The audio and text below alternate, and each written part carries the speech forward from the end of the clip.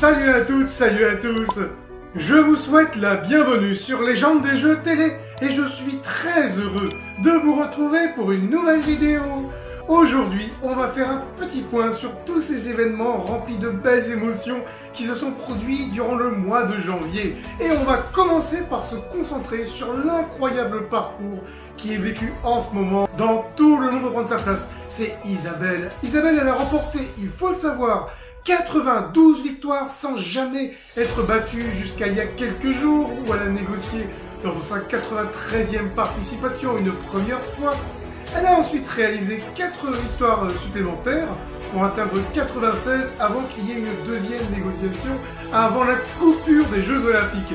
C'est justement parce qu'il y a la coupure des Jeux Olympiques qu'on a un score qui va rester figé jusqu'au 21 février prochain, que je me suis dit que ça pourrait être intéressant de faire le point sur Isabelle, de voir un peu comment s'est passé son parcours jusque-là, comment est-ce qu'on pourrait la projeter, jusqu'où est-ce qu'elle pourrait aller, pourquoi, quelles sont ses limites, etc., etc. On va faire un bilan et un pronostic sur Isabelle de tout le monde pour prendre sa place. Alors, comme je le disais, Isabelle en est à 96 victoires. Elle atteint suite à ces 2 négociations un cumul de 88 900 € de gains, ce qui reste très satisfaisant.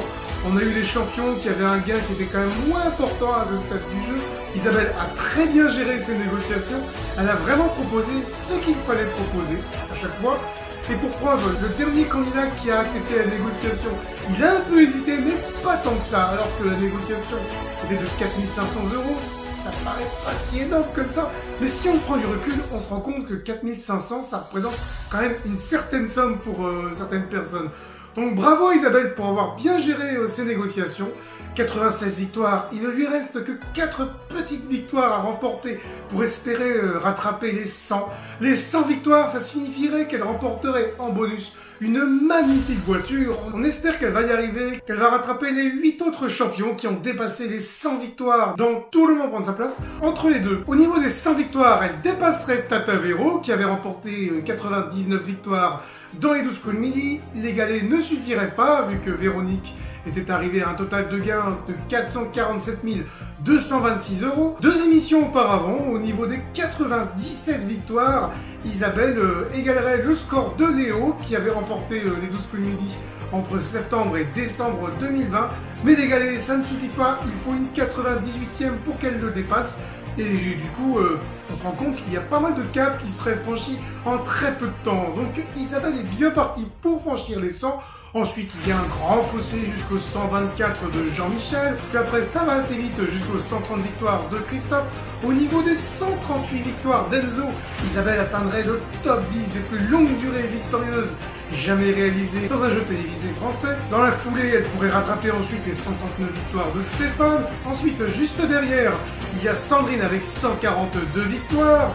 Ensuite, il y a quelques émissions à remporter jusqu'aux 150 victoires de Dominique, où elle attendrait à ce moment-là le podium final de l'émission. Elle serait numéro 2 de l'émission si elle dépassait les 152 victoires de Julien. Au passage, elle dépasserait également le score de Wikipol, tout jeu télévisé confondu. Après, évidemment, il y a le score du professeur, Eric, Marie-Christine, Bruno, tout jeu télévisé confondu. Mais tout ça, c'est encore très lointain, mine de rien. C'est compliqué de se projeter aussi loin. Ce qu'il faut voir, c'est qu'au jour le jour, tout dépend finalement des thèmes qui lui sont proposés. Parce que quand il y a des thèmes d'histoire, de géographie et de littérature, Isabelle est en général très performante. Elle réalise très facilement au moins 15 points sur ces thèmes-là et elle dépasse très fréquemment les 20. Il faut savoir que tout thème confondu, toute émission confondue, elle a franchi la barre des 20 points en finale 38 fois. 38 fois sur 99 défis qui ont été réalisés jusque-là. Donc Isabelle est vraiment très forte car ça représente plus d'un tiers des finales qu'elle a jouées. C'est énorme. Plus de 20 points à chaque fois. Donc, ce qu'on peut voir par contre, c'est qu'il y a ces thèmes où elle est vraiment très performante, même si sa première défaite, c'était sur un thème concernant la géographie. Mais ce qu'il faut voir, c'est que sur les autres thèmes, elle est en général moins à l'aise. En général, c'est un peu plus compliqué. Elle a tendance même, j'ai envie de dire, à ne pas forcément tenter ces thèmes-là. Par exemple, les thèmes cinéma, les thèmes sur les animaux. On a vu sur les ours qu'elle n'a réalisé que 11 points par exemple. C'est un peu plus compliqué pour elle. On voit qu'elle est moins à l'aise en tout cas. Il faut voir au jour le jour avec elle. Il faut voir jusqu'où elle est prête à négocier également. Parce que Je pense que les négociations qu'elle a faites jusque-là, c'était surtout dû à des petits coups de mou. Notamment sur la dernière, on sentait pour la dernière que c'est la fatigue qui a pris le dessus. En tout cas, c'est ce que je pense. Ça ne serait pas surprenant vu que...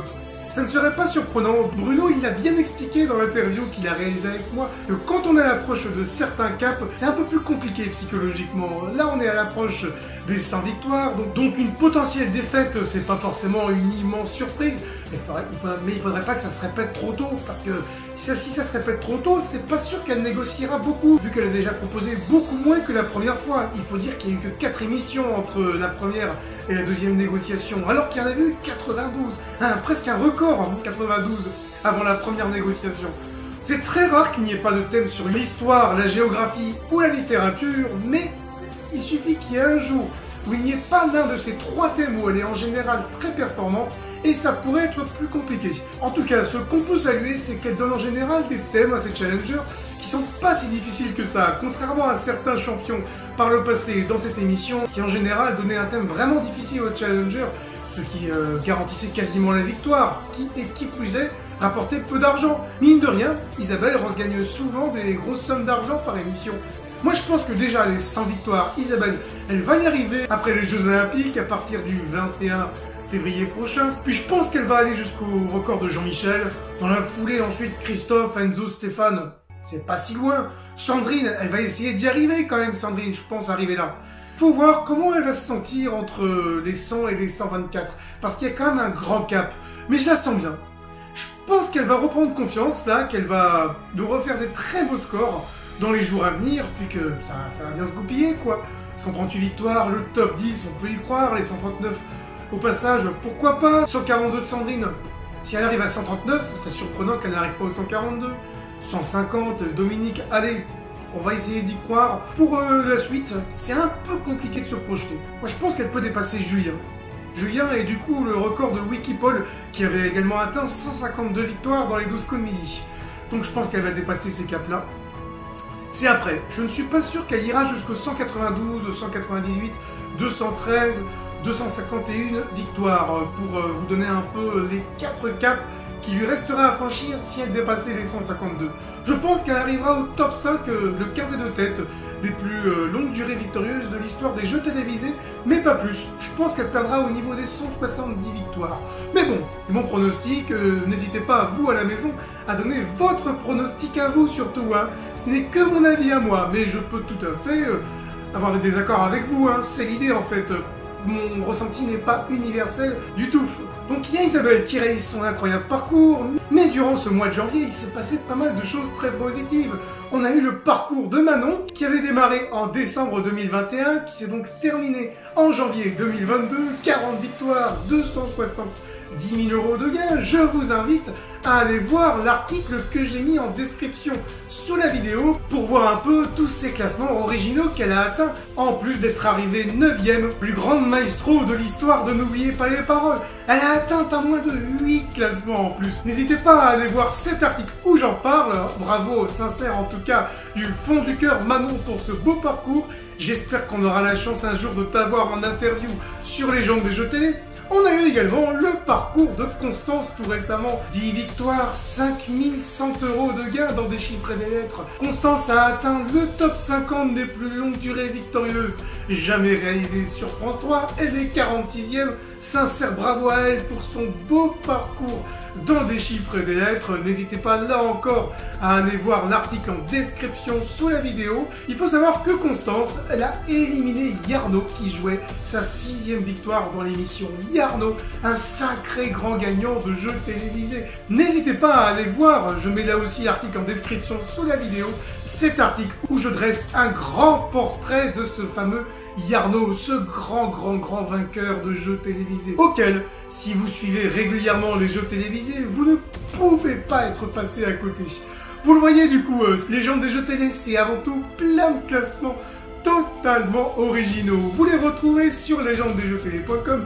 Il y a des articles réguliers que je rédige sur l'évolution de ces grands vainqueurs. Vous avez également les top 10 ou les records pour chaque jeu télévisé sur l'onglet record pour chaque jeu télé sur le blog. Vous avez également l'onglet interview où j'ai réalisé plus de 50 interviews vidéo avec plein de grands vainqueurs de jeux télévisés. N'hésitez pas à aller voir donc sur cet onglet interview ou sur cette chaîne YouTube où vous êtes présent en ce moment même. Abonnez-vous, activez la cloche pour ne pas rater les prochaines vidéos, les prochaines interviews de légendes des jeux télé. Il y en a tout plein qui vont arriver dans les jours, dans les semaines à venir. Il y aura également très prochainement la rétrospective des plus grands vainqueurs 2021 dans un jeu télé. Pour ne pas rater tout ça, évidemment, abonnez-vous sur YouTube. Tout bientôt, vous allez retrouver également le bilan du nouvel an des champions par Gargo. Pour Gargo, il faut savoir que j'ai souhaité lui donner un peu de place sur ma chaîne parce qu'avant que je lui propose de faire des vidéos sur Question pour un champion, on avait pas mal discuté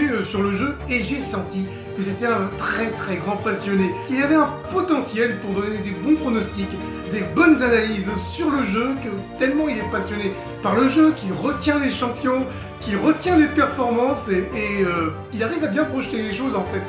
Il est assez intelligent, Gargo, je trouve, il est très fort pour ça, digne d'un commentateur sportif, comme je l'ai dit déjà sur Instagram.